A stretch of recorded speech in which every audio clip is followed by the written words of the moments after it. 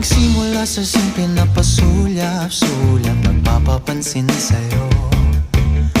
Umabot sa palitan ng mga mensahe, kilig na kilig ako. Kumusta, kain na, hello, magandang umaga.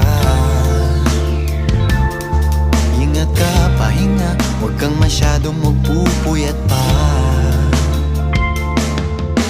Naramdaman ng puso na dahan-dahan akong nahuhulog sa'yo. Sa kada araw natin na pag-uusap, meron ng